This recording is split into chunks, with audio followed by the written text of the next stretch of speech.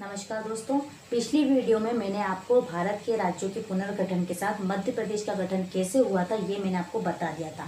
आज के लेक्चर में मैं आपको बताऊंगी 1947 से 1956 तक मध्य प्रदेश की स्थिति क्या थी। यानी कि 1947 राज्य भारत के स्वतंत्र होने से 1956 राज्यों के पुनर्गठन तक मध्य प्रदेश की स्थिति क्या थी।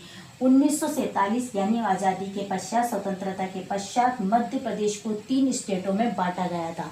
यानी कि मध्य प्रदेश को 3 भागों में बांटा गया था, स्टेट ए, स्टेट बी और स्टेट सी। स्टेट ए में शामिल थे सीपी, बरार, छत्तीसगढ़ वाला क्षेत्र और बघेलखंड वाला क्षेत्र शामिल था। स्टेट ए में क्या शामिल था? सीपी, बरार, छत्तीसगढ़ और बघेलखंड वाला क्षेत्र शामिल था। यानी कि ये जो संरचना आप देख रहे हैं, ये जो स्वरूप आप देख रहे हैं, ये स्टेट ए का भाग है और इसी को कहा जाता था मध्य प्रदेश। इसी को क्या कहा जाता था? मध्य प्रदेश। और जो सीपी और बरार थे, ये भारत के वह प्रांत थे, ये भारत के वह क्षेत्र थे जो ब्रिटिश सरकार के अधीन थे। सीपी और बरार भारत के वह प्रांत थे, भारत के वह क्षेत्र थे जो कि ब्रिटिश सरकार के अधीन थे और इन क्षेत्रों पर अंग्रेजी शासन का आधिपत्य था। और ये भारत के वह क्षेत्र थे, इन मध्य भारत के उन राज्यों, उन स्थानों को मिलाकर बनाया गया था जो कि अंग्रेजों द्वारा मुगलों एवं मराठों से जीते गए थे।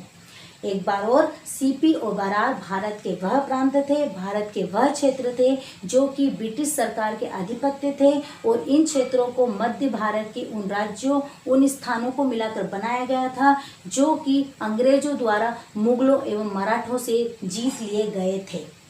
ये स्टेट ए में शामिल था सीपी, बरार, छत्तीसगढ़ और बघेलखंड वाला क्षेत्र और इसकी राजधानी थी नागपुर और इसके प्रमुख थे पंडित रविशंकर शुक्ल।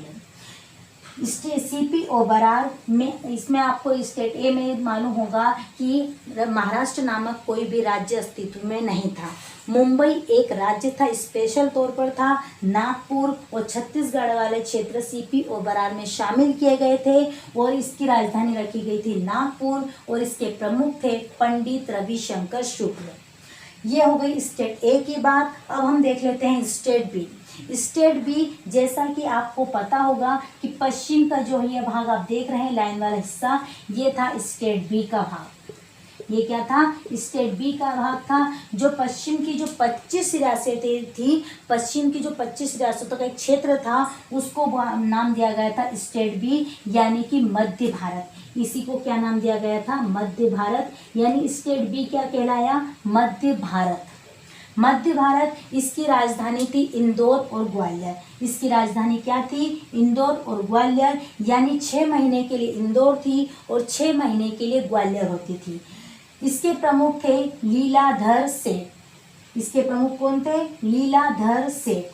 ये आपको समझ में आ गया होगा कि स्टेट बी, इसी को नाम दिया गया था मध्य भारत और इसकी राजधानी थी, 6 महीने के लिए इंदौर होती थी और 6 महीने के लिए ग्वालियर होती थी और इसके प्रमुख थे लीलाधर सेठ। अब हम आगे आते हैं स्टेट सी पर। स्टेट सी उत्तर की रियासतों को मिलाकर बनाया गया था। जो अभी आपका वर्तमान में भोपाल आपकी राजधानी है, उसे, और जो विंध्य जो क्षेत्र था, विंध्य की 38 रियासतों को मिलाकर स्टेट सी बनाया गया था। स्टेट सी, इसकी राजधानी क्या थी? इसकी राजधानी थी रीवा। स्टेट सी की राजधानी क्या थी? रीवा थी।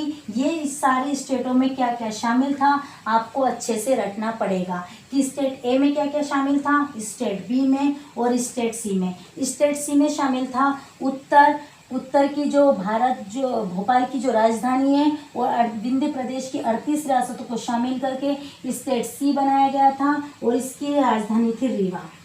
स्टेट सी की राजधानी क्या थी? रीवा। तो ये हो गया 1947 से लेकर 1956 तक मध्य प्रदेश की स्थिति।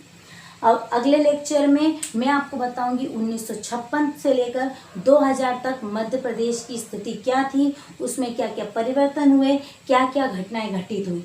तो ये सब हम देखेंगे अगले लेक्चर में। तो तब तक के लिए पढ़ते रहिए। धन्यवाद।